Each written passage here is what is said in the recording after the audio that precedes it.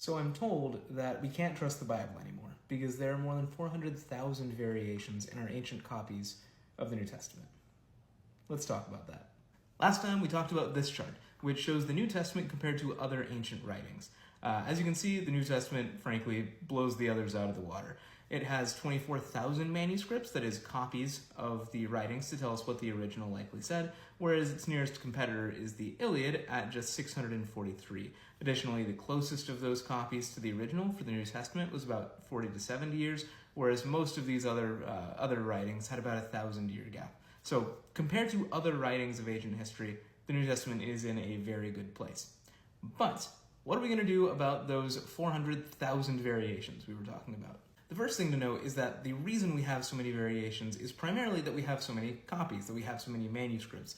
And so in a sort of counterintuitive way, the source of this quote-unquote issue of having 400,000 variations in New Testament manuscripts is the fact that the New Testament is the most well-attested text of antiquity, that it has 24,000 manuscripts.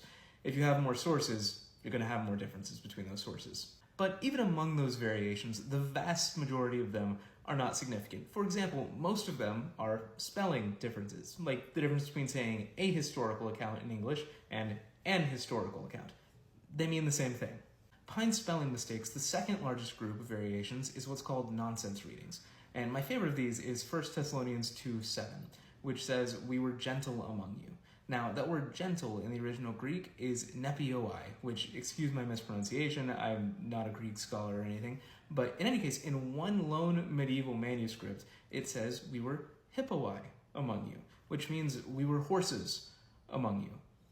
Now, as much as I would prefer for the Apostle Paul to be saying that he was, in fact, a horse to the folks at Thessalonica, I think it's more likely that the reading that exists in every other manuscript except one random medieval manuscript is correct. That is, they were gentle, not horses.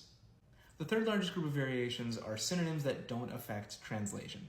So, for example, where one manuscript might say Mary, another manuscript might say the Mary, a perfectly normal convention in Koine Greek that's translated away into English because there's no difference in the Greek between Mary and the Mary. It's just two ways of referring to the same person. The fourth largest group are what's called meaningful but non-viable variations, which is just a complicated way of saying that these variations would matter, except for the fact that they're in so few manuscripts, and those manuscripts are so late compared to the originals, that we can dismiss them as being obvious forgeries or mistakes that were made down the line. So for example, if you have thousands of manuscripts saying one thing, and then just one or two manuscripts saying something else, you can assume those one or two manuscripts are most likely false, especially if they were written far after the originals were written. Lastly, the smallest group of variations are what are called meaningful and viable variations. These ones actually matter. These are the true cases where we don't know for sure what the original said. These variations make up significantly less than 1% of all variations. Now, there are two Koine Greek versions of the New Testament that have been compiled from the manuscript record by experts to try to estimate what the originals likely said. These two compilations are called the Textus Receptus and the Critical Text. When these two disagree, that's a good example of a meaningful, viable variation, meaning we're really not certain what the originals actually said. So, let's look at a few of those meaningful, viable variations. First, John 8:59. Here it is in the Textus Receptus, and here it is in the Critical Text. As you can see if you paused, not a big difference. Acts 2:30. Here it is in the Textus Receptus, and here it is in the Critical Text. Again, not a huge difference. Finally, Ephesians 5:30. Here it is in the Textus Receptus, and here it is in the Critical Text. Again, not a huge difference between the two. Now, as you might have noticed, most of these differences are not super significant. If you want to see a complete list of these differences, you can go to the Christian Publishing House. I've left a link to that in the comments. But suffice to say, most of them are not big differences. Now, that isn't to say there's nothing significant among these differences. For example, Mark 16:9-20, the short versus long ending of Mark, is at least worth being aware of. So, where does that leave us? Well, I'm actually going to defer to the words of Bart Ehrman on this one. He's the gentleman we referenced at the beginning of the first video who said that there were more variations in the New Testament manuscripts than there are words in the New Testament. He's a textual critic or an expert who makes a living by trying to discredit or disprove the trustworthiness of the Bible. So, What does even he have to admit on the subject? Well, first, Bart says the vast majority of textual differences are completely immaterial and insignificant. In fact, most of the changes found in our early Christian manuscripts have nothing to do with theology or ideology.